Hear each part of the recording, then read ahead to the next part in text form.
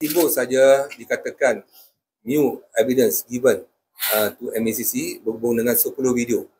Okey, 10 video ini sekarang dalam peringkat analisis oleh bahagian forensik SPRM. Untuk maklumat semua, bahagian forensik SPRM seperti pernah saya sebutkan adalah merupakan bahagian forensik yang mendapat pengiktirafan daripada Jabatan Standard Malaysia JSM, di mana ini adalah lab yang unggul disertifikatkan oleh Jabatan Standard Malaysia. Jadi sebarang analisis yang dibuat adalah credible. Berhubung dengan analisis pertama berhubung yang dikeluarkan 8 video yang saya pernah nyatakan dulu, analisis telah dibuat menunjukkan terdapat banyak unsur-unsur penambahbaikan, editing dan sebagainya. Dan seperti saya katakan, ia tidak credible untuk dijadikan sebagai bahan bukti dalam siasatan. Kerana banyak kes-kes mahkamah saya boleh rujuk mengatakan bahawa ia tidak boleh diterima sebagai admissible in court. Bila dikemukakan yang baru ni, dia juga sekarang dalam kajian dan analisis bahagian forensik ini dan belum keluar lagi report. Saya telah menggesa mereka untuk keluarkan secepat mungkin.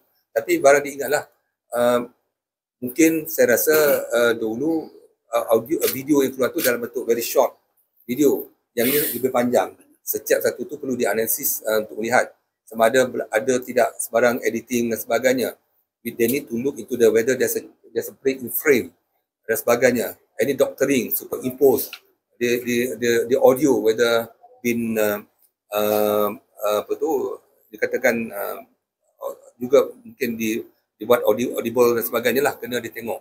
Jadi penelitian sebanyak 8 video, 10 video ni sedang dibuat. Dan nanti kalau sekiranya ada hasilnya, kita akan maklumkan kemudian lah sekiranya ada keperluan. Walau bagaimanapun, siasatan diteruskan juga. Di mana saya personally mengarahkan pegawai saya memanggil semua balik. Termasuk LBT, dan LBT akan dipanggil balik untuk memberi beberapa dokumen lagi yang kita kendaki untuk melihat kepada apa yang beliau katakan sebelum ini ataupun dakwaan beliau. Dan kita juga memanggil 88 adu ini untuk memperjelaskan walaupun belum ada lagi pengesahan tentang daripada bahagian forensik, namun demikian terus terang saya menyatakan semua 88 ini dimainkan juga video ini depan mereka untuk memperjelaskan dan beri penjelasan apa yang sebenarnya berlaku dan sebagainya. Sebab itu saya menggesa semua yang kita membuat awal-awal lagi tentang konklusi dan kes ini.